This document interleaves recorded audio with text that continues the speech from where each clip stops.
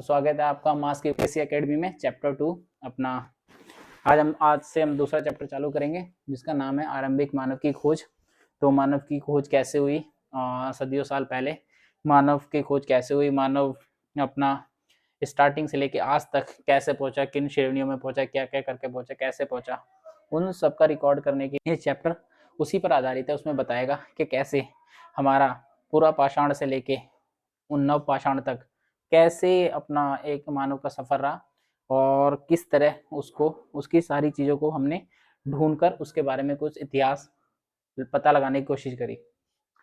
तो चलो स्टार्ट करते हैं हम सेकंड चैप्टर अपना। जैसे मैंने बताया अध्याय 2, इतिहास का अध्याय 2 आरंभिक मानव की खोज। चलो हम अपना चैप्टर स्टार्ट करते हैं। अपना ये रख देते हैं यहाँ। चलो तो अध्याय 2 आरंभिक मानव की खोज। जैसे कि चैप्टर से आपको पता ही चल रहा है, आरंभिक मानव की खोज मतलब कि जो पहला हमारा सबसे पहला मानव पाया गया था उसकी क्या हमने उसके बारे में कैसे पता लगाया, क्योंकि ना तो उसके बारे में कोई बताने के लिए बंदा था, ना कोई। जैसे कि क्या होता है कि इतिहास के बारे में पता करने के लिए आपको कुछ ना कुछ पुरातत्व हो या कुछ ऐसी चीज़ें हों जो हमें उसके बारे में बताएं, क्योंकि वो इंसान तो है नहीं जो हमें उसके बारे में बता देगा। तो हमने क्या करा कि उससे रिलेटेड जितनी भी चीज़ें थी, पत्थर से लेके खाने पीने चीज़, उसका रहन सहन, उसके द्वारा की गई खेती, उसके द्वारा यूज़ करी गई ज़मीन, उन सारे अवशेषों से अवशेष जो भी मिले उनसे पता करके हमने आरंभिक मानव की खोज की। तो ये पूरा अध्याय उसी पर आधारित होने वाला है। चलो हम स्टार्ट करते हैं। सबसे पहले जैसे अध्याय 2 आरंभिक मानव की खोज। तो सबसे पहले जो टर्म आ रही है यहाँ पर आ रही है हमारे सामने, आखेटकर खाद्य संग्राहक। ये क्या थे? आखेटकर खाद्य संग्राहक क्या थे? ये ऐसे लोग थे जो कि क्या करते थे, तो जैसे नाम से आखेटकर शिकारी खाद्य संग्राहक, यानी जो कि शिकार करके उसका संग्रहण करते थे, मतलब उसको इकट्ठा करते थे। और ये कैसे करते थे? ये अलग अलग जगहों पे जा जाके करते थे। तो इसी के बेस पे जैसे मैंने लिखा है यहाँ पे भोजन का इंतजाम करने की विधि। आखेटक खास संग्राहक क्यों बोला गया? क्योंकि क्या करते थे? भोजन के इंतजाम करने की विधि के अकॉर्डिंग, यानी मत ये क्या करते थे, शिकार करते थे, जानवरों का शिकार करा, उसको इकट्ठा कर लिया और फिर उसे खाते थे। और यानी उसी विधि के अनुसार इसको आखेटकर खास संग्राहक बोल रहे हैं। और अगली और इसको ये लोग, मैं इनके बारे में बताऊं तो मेन चीज क्या करते थे, जैसे मान लो एक जगह पे रहे, यहाँ पर क्या है, मौसम इनके अनुकूल है, अभी सर्दी है, तो यहाँ पे इनको सर्दी में, सर्दी नहीं बसंत मान लो, चलो बसंत है, यहाँ पे पूरी हरियाली है, यहाँ पे पेड़ पौधे हैं, फल हैं, जानवर हैं, तो उसके अकॉर्डिंग उस एरिया में रहेंगे थोड़े दिन। जब वो चीज़ें खत्म हो जाती थी तो ये दूसरे स्थान पे चले जाते थे। तो एक तरह से इन्हें कैसे बोल रहे हो कि नहीं, मतलब अपने खाने के इंतजाम करने के अकॉर्डिंग इनका माइग्रेशन होता रहता था, एक जगह से दूसरी जगह इनका ही चलता रहता था। किस पे डिपेंड कर रहा है सारा? इनके भोजन पे। इसी कारण मैंने बोला भोजन का इंतजाम करने की विधि के कारण। अब इनके घूमने के कारण मैं बताऊं तो ये क्यों घूमते थे, एक जगह से दूसरी जगह घूमते क्यों थे? क्योंकि देखो सबसे पहले जो मैं कारण लिखा है, आसपास के पौधों, फलों और जानवरों का समाप्त होना। ये क्या करते थे, मान लो एक जगह इन्होंने ढूंढी, वहां पे अपना घर बनाया, हर जगह गुफा में रहते थे, तो इन्होंने वहां पे देखा फल फूल जितने भी हमारे थे, तो उसके अकॉर्डिंग जितने दिन तक इनके फल फूल और पौधों से मिलने वाले सारे फल और वहाँ के जानवर जो इनको लगातार मिलते रहते थे, तब तक ये वहाँ रहते थे। इन्हें लगता था कि अब यहाँ पे अराउंड काफ़ी चीज़ खत्म हो चुकी है, तो ये अपनी उस जगह को छोड़ के दूसरी जगह जाने लगते थे। पहला एक मेन कारण था इसका, एक जगह से दूसरी जगह जाने का। और दूसरा था जानवरों का विचरण। तो जैसे जैसे मौसम बदलता था तो जानवर भी बदल जाते थे। पहले क्या करते, जैसे जैसे जानवर एक जगह से दूसरी जगह जाते थे, और ये क्योंकि पूरे आकेटकट शिकारी थे, इनको भी जानवरों के पीछे पीछे जाना पड़ता था। इस कारण दूसरा कारण था कि इनको जानवरों की वजह से भी एक जगह से दूसरी जगह जाना पड़ता था। तीसरा जगह था पेड़ पौधों का, फल फूलों का मौसमी होना।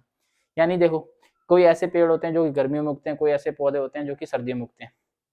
तो उन्हें उनके फल पे, क्योंकि भोजन के लिए उन पे काफ़ी वनस्पति वो काफ़ी हो गए, बहुत ज़्यादा डिपेंड होते थे। तो इस कारण ये क्या करते थे, उनके अकॉर्डिंग भी एक जगह से दूसरी जगह मूव करते थे। तो ये भी बहुत बड़ा इंपॉर्टेंट कारण था। जो लास्ट कारण था मौसम पानी, यानी मौसमी क्या होना। मौसम मतलब कि जैसे कि जैसे क्या करते थे सर्दियों में, क्या करते, सर्दियों में ज़्यादा ठंड पड़ती थी तो ऊंचाई वाले एरिया से, पहाड़ों वाले एरिया से नीचे आ जाते थे, क्योंकि वहाँ पे ठंड कम पड़ती थी और यहाँ पर तो बर्फ बर्फ कहाँ पे कम मिलती थी। इस कारण क्या करते थे, मौसम के अकॉर्डिंग भी, जैसे मौसम के अकॉर्डिंग भी अपनी जगह बदलते थे। ये थे अपने आखेटकट के घूमने के कारण, और वो आखेटकट खाद्य संग्रह होते क्या हैं। और अपनी जो दूसरी इंपॉर्टेंट चीज आ रही है उद्योग स्थल और पुरा स्थल। हाँ, उद्योग स्थल जैसे नाम से बताया मैंने, उद्योग प्लस स्थल, मतलब उद्योग स्थल मतलब ऐसी जगह जहाँ पे इन्हें क्या करते थे, इन्हें अपने औजार मतलब बेस्ट क्वालिटी ऑफ स्टोन मिलता था, यानी अपने औजार बनाने के लिए बहुत अच्छे प्रकार के पत्थर मिलते थे, और उन पत्थरों का वहाँ पे बहुत अच्छे से निर्माण हो सकता था। तो उसको कहते थे उद्योग स्थल। ये क्या करते थे, ऐसी जगह जाते थे, अपने औजार बनाते थे, इसी कारण उसको क्या कहते थे, उद्योग स्थल कहते थे। लेकिन कई बार क्या होता था कि काफी दिन तक काम करने के बाद, जैसे कई जगह ऐसी जगह भी मिल जाती थी ना जहाँ रहने लायक भी जगह पर्याप्त होती थी, तो उसको क्या बोलते थे, उद्योग स्थल कोई आवासीय कह देते थे। मतलब ये क्या करते थे, उस स्थल पे उद्योग बनाया हो, सॉरी अपना अपने औजार बनाते बनाते उसके पास आराम से रह भी सकते थे, कई दिनों तक वहीं रहते थे, वहीं अपने औजार बनाते थे, वहीं खाते थे, वहीं पीते थे। इस कारण इसको कह देते थे आवासीय उद्योग स्थल। जो सबसे इम्पोर्टेंट हमारा आवासीय उद्योग स्थल मिला है वो है भीमबेटका, जो कि एमपी में है। यहाँ पे देखोगे, यहाँ पे काफी अच्छी क्वालिटी के पत्थर मिलते हैं, और साथ में रहने के लिए काफी अच्छी अच्छी गुफाएं भी हैं। इस कारण इसे भीमबेटका कहते हैं, जो कि एमपी में पाया जाता है। हमारी जो लास्ट है वो है पुरा स्थल। पुरा स्थल जैसे नाम से पता चल रहा है, नाम से डिवाइड कर दूं तो मैं, पुरा प्लस स्थल मतलब पुराना स्थल। तो एक ऐसी जगह जहाँ पर हमें उनसे रिलेटेड चीजें मिलती हैं, जैसे औजार क्या थे, पुराने उन औजार क्या थे, उनके बर्तन, इमारतें, उन इन सब के जहाँ पर अवशेष मिलते हैं उसको कहते हैं पुरा स्थल। ऐसा स्थल जो कि बहुत ज्यादा पुराना था, और हमें आदि मानव और पहले के लोगों के बारे में पता करने के लिए जो भी अवशेष मिलते हैं उसको कहते हैं पुरा स्थल। तो चलो अब आगे चलते हैं। तो दोस्तों अभी आ चुके हैं हम अपने पाषाण युग के पास। थोड़ा इसका बारे में बता दें, जैसे कि अध्याय में बताया गया है। तो जैसे कि मैंने बताया, पहले कोई धातु नहीं पाई जाती थी, तो धातु के औजार बहुत ही कम बनाए जाते थे, तो ज्यादातर किस पे डिपेंड रहते थे, पत्थरों के औजारों पर डिपेंड रहते थे। तो इस कारण हम उन्हीं पत्थरों से बनाया जाता था अपने औजार, जो कि शिकार करते थे आखेटकट। तो उन औजारों को कैसे बनाया जाता था, क्या क्या उनकी एज थी, कैसे निकालते थे, क्या उसके बारे में इतिहास, सब यहाँ पे छोटा सा ब्रीफ दे रखा है। जैसे कि मैंने बताया, पाषाण औजार निर्माण कैसे औजार करते थे, अगर उनकी बात करें, जो अपने औजार बनाते थे वो पत्थरों से, तो कैसे बनाते थे, इसकी तरह दो तरह की विधियां अपनाते थे बेसिकली। जैसे कि देखा होगा आपने, यूं करके शेप में पत्थर बना लेते थे, यहाँ पे रस्सी से बांध लेते थे, लक्कड़ में पत्थर की नोक बनाते थे। तो कई तरह के भाले भी बनाते थे, जब पूरा लक्कड़ फिर यूं भाले। तो ज्यादातर दो विधि अपनाते थे, एक था टकराकर और एक था दबाव शल्क क्षय तकनीक। तो मैं पहली बताऊंगा। तो ये इसमें क्या करते थे, एक पत्थर को लेते थे, बड़ा सा पत्थर, और एक छोटे से पत्थर को, तो उस पर रगड़ के ऐसे प्रेशर डालकर शेप शेप बनाते थे, मतलब आपस में टकरा के बनाते थे। दूसरी विधि जो, वो दबाव शल्क तकनीक। इसमें क्या करते थे, जैसे एक पत्थर है, ये बड़ा सा पत्थर है, तो ये क्या करते थे, लक्कड़ में कोई एक बड़ा सा पत्थर बांधकर इस पे ठोकते थे कसकी। इससे ठोकने से क्या करता था, इसकी जो बाकी चीजें जो टूट टाट जाती थी, और इसको बाकी शेप में ले आते थे, अपनी मेन जो आकार था उसमें ले आते थे। यानी किसी दबाव डालकर, यानी क्या करते थे, प्रेशर डालकर ये क्या करते थे, उसको तो मेन उसमें ले आते थे शेप में।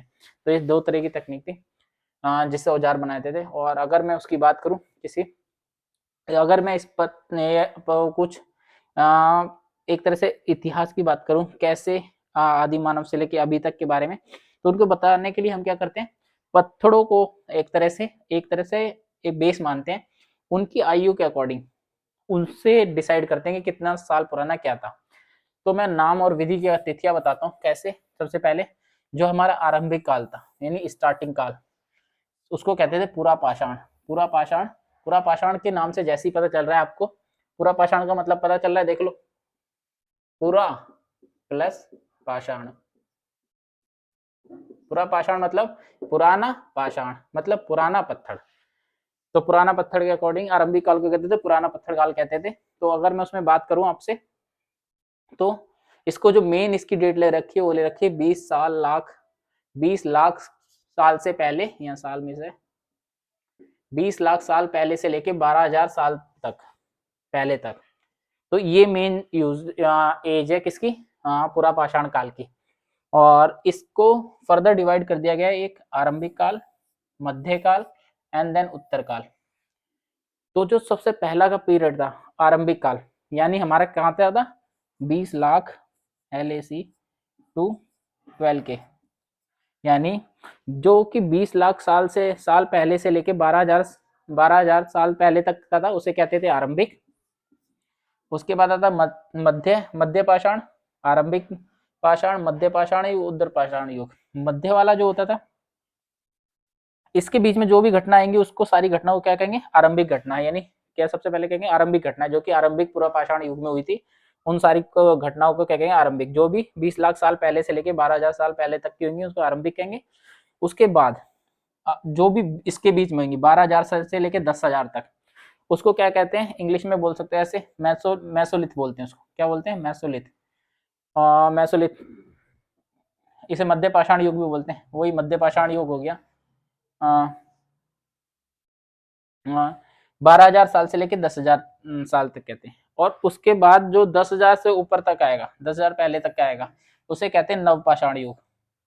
तो इस कारण हमारी जो पाषाण युग है उसको डिवाइड कर रखा है 3 कैटेगरी में, आरंभिक पूरा पाषाण युग, मध्य पाषाण युग, उत्तर पाषाण युग। तो ये था मेन। और एक छोटी सी टर्म भी याद रख लो, काम आ जाएगी काफी, शत्रुमुर्ग। शत्रुमुर्ग कहाँ पाया जाता था, जो कि महाराष्ट्र में पाया जाता था। उसके अभी तक अंडे मिलते हैं, हाँ, अंडे प्लस उस पर चित्रकारी, दोनों चीज होती थी। उसके अवशेष मिले अभी तक की। ये कहाँ पाया जाता, पूरा पाषाण युग में पाया जाता, मतलब आरंभिक काल में पाया जाता था। कम से कम क्या है, 20 लाख से लेके 12 के इस बीच में पाया जाता था महाराष्ट्र में। तो दोस्तों ये था अपना पूरा, आई थिंक हमने सब कंप्लीट कर दिया, इंपॉर्टेंट चीज। तो हमने सारा चैप्टर कंप्लीट कर दिया। तो बाकी जो भी आपके क्वेश्चन हो मेरे को कमेंट्स में मेंशन करना, मैं उसके सारे आंसर दे दूंगा। और बताना वीडियो कैसे लगा। तब तक के लिए मिलते हैं अपने नए चैप्टर के साथ, नए जोश के साथ। तो तब तक के लिए सब बार बार रिक्वेस्ट, जैसा हमने एक इनिशिएटिव लिया है पढ़ाने का लोगों को, तो please like and subscribe mass UPSC academy, क्योंकि आप सपोर्ट करोगे तभी कुछ होगा। तो मिलते हैं नेक्स्ट वीडियो में, तब तक के लिए बाय बाय, थैंक यू।